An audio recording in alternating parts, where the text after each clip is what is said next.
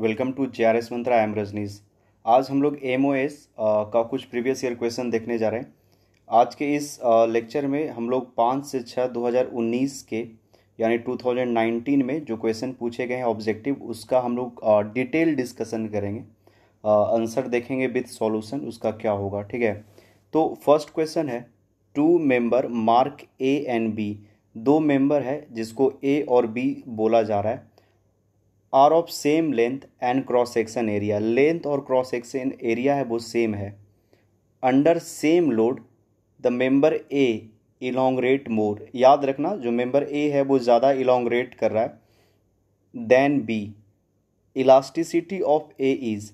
तो यहाँ पे पूछ रहा है कि अगर मेंबर ए का इलोंग्रेशन ज़्यादा होगा तो इलास्टिसिटी किसका ज़्यादा होगा। ठीक है, ध्यान से समझना। क्वेश्चन बोल रहा है कि ए इलोंग्रेट मोर तो इलास्टिसिटी ज़्यादा किसका होगा, ए और बी का इक्वल होगा या ग्रेटर होगा। ठीक है, A is greater, A is smaller, या ए का जो इलास्टिसिटी है वो बी के बराबर होगा।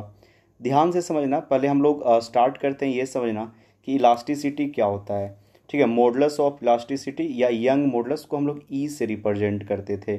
और ई क्या होता था बाबू, स्ट्रेस बाय स्ट्रेन। क्या होता था, स्ट्रेस, जिसको आप सिग्मा बाय इप्सिलॉन से लिख सकते हो, स्ट्रेस बाय स्ट्रेन। ये मैथमेटिकल टर्म है। अगर आप इसको विजुलाइज करना चाहो तो स्ट्रेस और स्ट्रेन का जो कर्व होता था, स्ट्रेस का कर्व और स्ट्रेन का कर्व, ठीक है, यहाँ पे जो कर्व बनता था इसके स्लोप को हम लोग कहते हैं यंग मॉडुलस या मॉडुलस ऑफ इलास्टिसिटी। स्लोप मतलब ये जो एंगल बन रहा है थीटा। ठीक है, ये एक दूसरा होगा। ठीक है, मान लो यहाँ पे क्वेश्चन में क्या दिया हुआ था, दो मटेरियल है जिसको ए और बी बोला गया है। एक मटेरियल ये है, दूसरा मटेरियल ये है, ए और बी। ध्यान से समझते जाना। दोनों का लेंथ है वो बराबर है, दोनों का लेंथ है वो इक्वल है, लेंथ दोनों का इक्वल है। और जो एरिया है वो दोनों का क्या है, बराबर है। दोनों का क्रॉस सेक्शन एरिया बराबर है। हम इसको ए बोल रहे हैं और इसको बी बोल रहे हैं। ध्यान से समझना। अब देखो क्या बोल रहा है कि सेम लोड पे, इसमें भी पी लोड लगाया गया है। ये मान लो यहाँ पे फिक्स कर दिए इसको, या फिर यहाँ पे जैसे भी आप समझो, दोनों के ऊपर पी लोड लगाया गया, सेम लोड लगाया गया। और सेम लोड लगाने पे इसका जो इलोंग्रेशन है वो क्या हो गया, ए का ज़्यादा है। देखो मान लो कि लोड यहाँ पे लगा, ठीक है, इसके करस्पॉन्डिंग लोड जब बराबर है तो एक इलोंग्रेशन इसके करस्पॉन्डिंग ये आ रहा है, दूसरा इलोंग्रेशन यहाँ पे आ रहा है। ठीक है, यहाँ पे जो स्ट्रेन आ रहा है वो इप्सिलॉन 1 हो रहा है और यहाँ पे जो स्ट्रेन आ रहा है इप्सिलॉन 2 हो रहा है। ठीक है, तो किसका इलोंग्रेशन ज़्यादा है, तो ए मटेरियल का इलोंग्रेशन ज़्यादा है, यानी इप्सिलॉन 2 है वो ज़्यादा है। यानी ये जो होना चाहिए ए का होना चाहिए और ये बी का होना चाहिए। अब बताओ स्लोप किसका ज़्यादा है, तो बोलोगे सर स्लोप बी का ज़्यादा है। यानी यंग मॉडुलस ऑफ इलास्टिसिटी या मॉडुलस ऑफ इलास्टिसिटी बी का ग्रेटर देन होगा ई ए से। समझ में आ रहा है ये चीज़। देखो फिर से एक बार समझा रहे हैं, स्क्रीन को हम क्लियर करके फिर से एक बार आपको समझा रहे हैं। ठीक है, देखना ध्यान से समझना। ई जो होता था वो स्ट्रेस अपॉन स्ट्रेन होता था, स्ट्रेस बाय स्ट्रेन। और अगर आप इसको फिजिकली समझना चाहो तो लेक्चर में इसको हम लोग डिटेल से बनाए थे। मान लो ये मटेरियल ए है और ये कोई बी है, हमको नहीं पता है किसका है। तो ये जो स्लोप होता है इसी को ई बोलते हैं, स्ट्रेस बाय स्ट्रेन। आप लोग सब पढ़े होंगे, बाई बाई एक्स को ही हम लोग क्या बोलते थे, स्लोप बोला जाता था। तो बाई के जगह पे बाई एक्सिस पे स्ट्रेस है और एक्स एक्सिस पे स्ट्रेन है। ठीक है, तो जब लोड सेम लग रहा है, लोड यहाँ पे फिक्स कर दिए, लोड पी बाई ए होगा, स्ट्रेस पी बाई ए होगा, तो दोनों का एरिया सेम है तो यहाँ से स्ट्रेस जो है वो सेम है। और उसके करस्पॉन्डिंग बी का ज़्यादा इलोंग्रेशन हो रहा है, तो इलोंग्रेशन मतलब स्ट्रेन ज़्यादा होगा। स्ट्रेन क्या होता है, डेल्टा एल अपॉन एल। ठीक है, और यहाँ पे होगा वो स्मॉल, तो ज़्यादा हो रहा है ए का और कम हो रहा है बी का।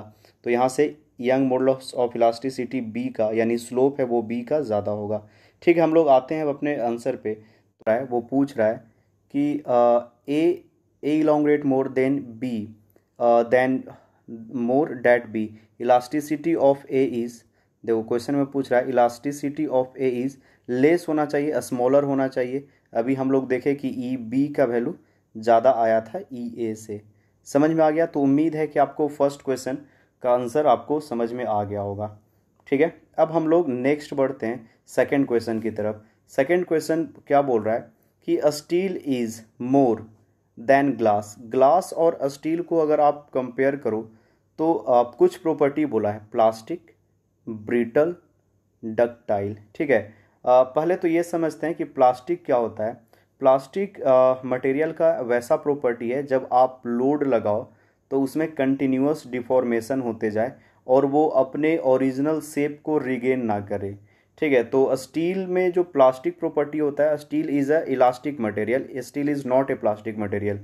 ठीक है, सम एक्सटेंट तक जब आप बहुत ज़्यादा लोड लगाओगे तो फॉर ये डिफॉर्मेशन स्टार्ट होगा, प्लास्टिक डिफॉर्मेशन स्टार्ट होगा। But steel is a elastic material. ठीक है, तो स्टील इज़ मोर बोल सकते हैं elastic, but here here elastic is not answer. तो प्लास्टिक तो नहीं होगा। अब हम लोग सेकंड में जाते हैं, डक्टाइल। ठीक है, डक्टिलिटी मटेरियल की वैसी प्रॉपर्टी थी जो फेल होने से पहले इलोंग्रेशन शो करती थी। ठीक है, यहाँ पे ध्यान से देखना, हम लोग बात कर रहे हैं, स्क्रीन थोड़ा शेयर करते हैं आपके पास। डक्टिलिटी होता था अगर आप एक मटेरियल के ऊपर लोड लगाते हो, एक्सटर्नल फोर्स लगाते हो, तो फेल होने से पहले ये कुछ इलोंग्रेट होगा। ठीक है, ये इलोंग्रेट होगा। तो अगर इस तरह का इलोंग्रेशन होता है बिफोर द फेलवर, तो ये मटेरियल का डक्टाइल प्रॉपर्टी होगा। ठीक है, तो अब यहाँ से देखो, हम लोग आते हैं अपने ठीक है, तो यहाँ पे क्वेश्चन में ductile should be the right answer. ठीक है, डक्टाइल होना चाहिए, क्योंकि होगा क्या, ध्यान से देखना, होगा क्या कि जो स्टील है फेल होने से पहले ग्लास के कंपेयर में ज़्यादा इलोंग्रेट करेगा। ग्लास है वो ज़्यादा ब्रिटल होता है। ठीक है, steel is more ductile than glass, और ग्लास इज़ मोर ब्रिटल। तो यहाँ पे है नहीं, हम लोग को चाहिए जो मिल चुका है हम लोग को आंसर। ठीक है, अब आते हैं नेक्स्ट। सेकंड का हो गया आंसर बी, फर्स्ट का हो गया सी। ठीक है, अब हम लोग नेक्स्ट देखते हैं। नेक्स्ट थर्ड क्वेश्चन देखो, थर्ड में दिया हुआ है non dimensional expression of deformation is called. मतलब नन डायमेंशनल मतलब जिसका कोई यूनिट नहीं होता है या डायमेंशन नहीं होता है, और ये डिफॉर्मेशन के टर्म में पूछ रहा है, वो क्या कहलाएगा।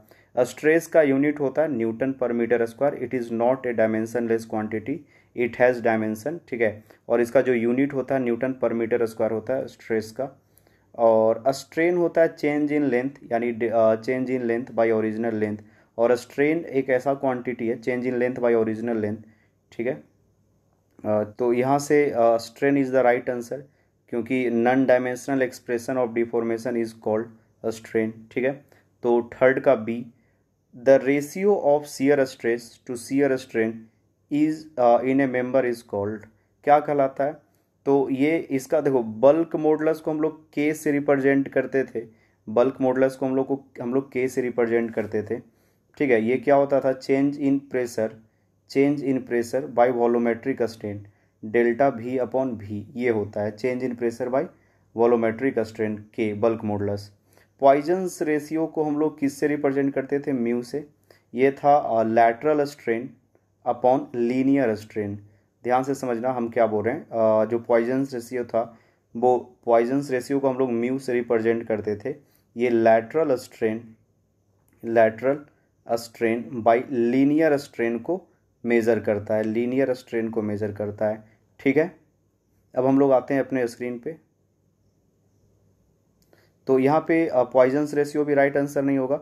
मॉडुलस ऑफ रिजिडिटी या शियर मॉडुलस, यही होगा इसका करेक्ट आंसर। ठीक है, और यंग मॉडुलस को हम लोग ई से रिप्रेजेंट करते हैं, और ई होता है स्ट्रेस बाय स्ट्रेन। तो ठीक है, यहाँ तक उम्मीद है आपको समझ में आया होगा। अब हम लोग देखते हैं क्वेश्चन नंबर 5। क्वेश्चन नंबर 5 बोल रहा है, if Young modulus, Poisson's ratio and bulk modulus of material are E, mu and K represent, then which one is the correct answer. कौन सा होगा करेक्ट आंसर। ठीक है, ई इक्वल टू 3K। देखो यहाँ पे 10 माइनस म्यू लिखा हुआ है बाबू। ठीक है, 10 माइनस म्यू लिखा हुआ है, जो कि ये आंसर तो करेक्ट नहीं है। 1 equal to 2K 1 plus mu, ये भी आंसर करेक्ट नहीं है। सी भी करेक्ट आंसर नहीं है। तो यहाँ पे डी होगा। रिलेशन क्या होता था, हम लोग देखते हैं ब्लैंक पेज पे। ई इक्वल टू होगा 2G 1 माइनस म्यू, और एक रिलेशन था E equal to 3K 1 plus 2 mu, ये दो रिलेशन था। तो यहाँ से हम लोग को तो कुछ भी नहीं मिल रहा है। बट अगर ये 10 के जगह पे सिर्फ 1 लिखा रहता तो बी हो सकता था करेक्ट आंसर होगा। यानी ये मिस प्रिंट हो सकता है, ये 10 के जगह पे 1 माइनस म्यू होता तो बी आंसर होता, बट हम लोग उतना देखेंगे नहीं।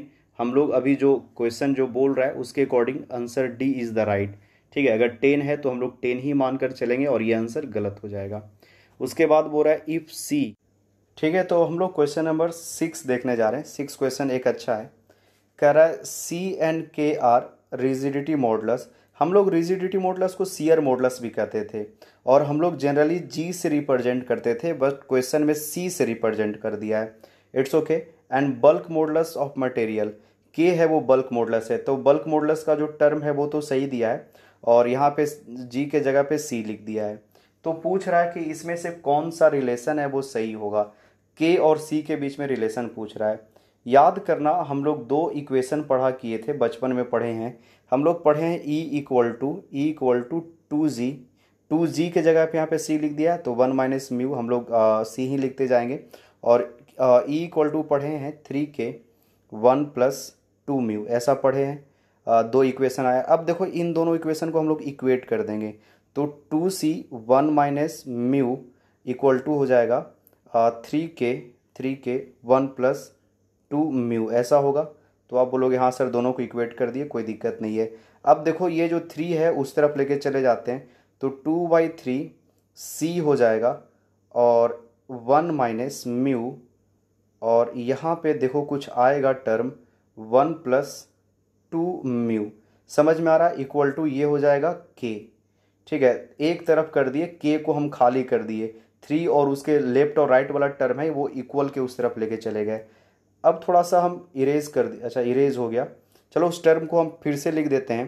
टर्म था 2/3 C 1 plus mu upon 1 minus 2 mu equal to K, ऐसा आया था टर्म। ठीक है, अगर आप यहाँ पे इसको सेपरेटली देखो और इसको सेपरेटली देखो। ठीक है, आप दोनों को सेपरेटली देखो, देखने के बाद बताओ इसका क्या होना चाहिए वैल्यू। तो ये वैल्यू होगा वो एक से ज़्यादा होगा, 1 प्लस म्यू 1 से ज़्यादा होगा, और ये वैल्यू एक से कम होगा। ऊपर वाला वैल्यू यानी 2/3 सी जो है और ये के इस तरफ लिख दी हैं, और ये वैल्यू होगा वो ग्रेटर देन 1 होगा, 1 से ज़्यादा होगा। ये जो वैल्यू है वो एक से ज़्यादा होगा, यानी इसमें हमको एक से कोई ज़्यादा टर्म मिलाए हैं तब ये के बराबर हुआ है। यानी कहने का मतलब है कि अगर आप इस टर्म को इरेज कर दो तो कौन सा वैल्यू ज़्यादा होगा। अगर हम आपसे पूछते हैं कि ये जो वैल्यू है ये वैल्यू तो है ही। ठीक है, कलर थोड़ा चेंज करते हैं, और ये जो वैल्यू दिख रहा है आपको इसका एक से ज़्यादा है, यानी ये टर्म छोटा होगा। ये टर्म छोटा होगा तभी ना इस टर्म में हम लोग एक से ज़्यादा बड़ा वैल्यू मल्टीप्लाई किए तब के बराबर आ पाया। ये वैल्यू छोटा होगा यानी के जो होगा वो 2/3 सी से बड़ा होगा के, और इसमें अगर हम लोग एक से कोई ज़्यादा बड़ा टर्म ऐड कर दे, मल्टीप्लाई कर देते हैं तब ये के बराबर होता है। तो राइट आंसर याद रखिए के ग्रेटर देन 2/3 ऑफ सी। कौन सा इसका आंसर है? के ग्रेटर देन 2/3 ऑफ सी, तो इसका राइट आंसर होगा बी। ठीक है, B is the right answer. तो उम्मीद है कि ये चीज़ें आपको समझ में आई होगी। फिर से एक बार बता देते हैं, देखो ध्यान। आया था टर्म 2c, यहाँ पे 2c 2/3c, और ये टर्म था यहाँ पे जो लिख दे रहे हैं इसको हम इक्वल टू के, और ये जो टर्म था कुछ कलर चेंज करते हैं, और ये था 1 plus mu upon 1 minus 2 mu, और ये वैल्यू है वो एक से ज़्यादा है। कैसे ज़्यादा है? तो ऊपर का जो नोमिनेटर है वो 1 से ज़्यादा है और डिनोमिनेटर 1 से कम है, तो ये होल नंबर होगा वो एक से ज़्यादा होगा। यानी 2/3 अपॉन सी में जब आप एक से कोई बड़ा नंबर के से मल्टीप्लाई करोगे तब वो के बराबर होगा। यानी ये जो के है बड़ा होना चाहिए अगर इन दोनों में कंपेयर करें, और अगर आप यहाँ पे कुछ ऐसा एक नंबर से मल्टीप्लाई कर देते हो जिसका वैल्यू एक से ज़्यादा है तो वो के बराबर हो जाता है। ठीक है, तो उम्मीद है कि समझ में आया होगा। तो के ग्रेटर होगा 2/3 ऑफ सी। तो आज का लेक्चर यहीं पे रखते हैं, मिलते हैं नेक्स्ट लेक्चर में। Thank you.